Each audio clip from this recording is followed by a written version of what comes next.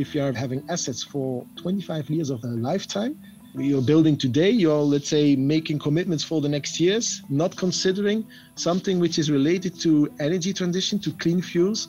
I think that will cost us a lot more. And maybe in the beginning, it will be a bit tough. And maybe we'll not find many customers in the beginning, but these customers are already there. Hello and welcome to The Switch. I'm Elena Casas.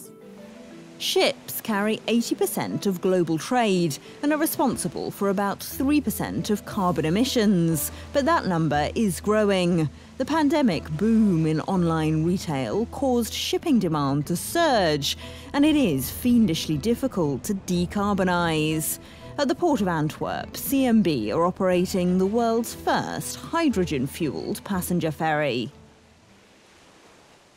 My guest is Roy Camp, Chief Technology Officer at CMB.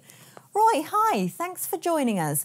To start with then, why is it so difficult to decarbonise shipping? Shipping is a very traditional sector, and as such, we are a bit, let's say, conservative, unfortunate. There's also a reason. We transport so much goods on, let's say, big ships, expensive ships, and people live on these ships. These sailing in the middle of nowhere, so you need to rely on your technology, and that's, I think, one of the main reasons that new technology finds, let's say, a very difficult way in the shipping world.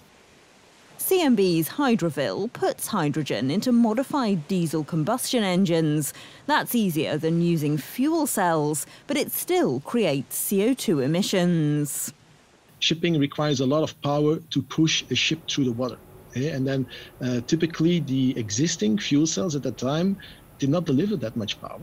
And above all, there's also the amount of hydrogen we could store and refuel that is not matching the comfort that we now have with diesel. With diesel, we have a very long autonomy. We only need to refuel, let's say, on a regular basis. With hydrogen, it was more like a difficulty. How much hydrogen can we store on board of the vessel, and how we can convert that hydrogen into power? That we saw, like, we cannot store enough hydrogen, and also the fuel cell could not deliver the power that we required. And that made us think a bit different, like, okay, how are we going to do it? And then we saw that in shipping, a dual fuel approach is quite common. Hydrogen can be made from fossil gas, so-called grey hydrogen, from conventionally generated electricity known as blue hydrogen, or using renewable electricity, green hydrogen. Electrolysis splits water into oxygen and hydrogen, but the process can be double the cost of using diesel fuel.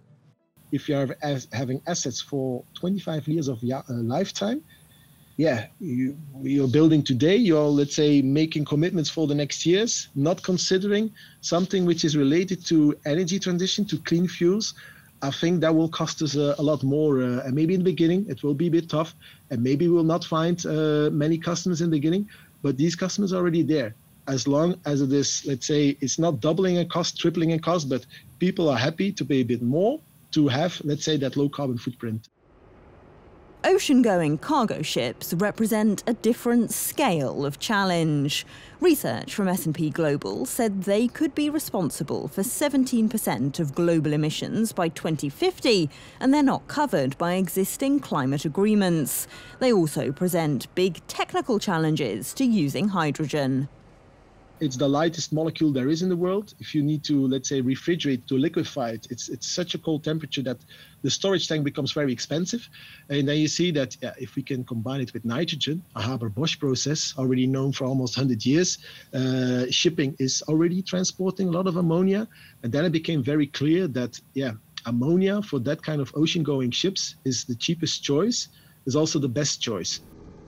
Pandemic bottlenecks pushed up the cost of shipping 28% in the year to July, but economists say that's peaked and will return to normal next year, meaning firms could spend the cash on greener fuel.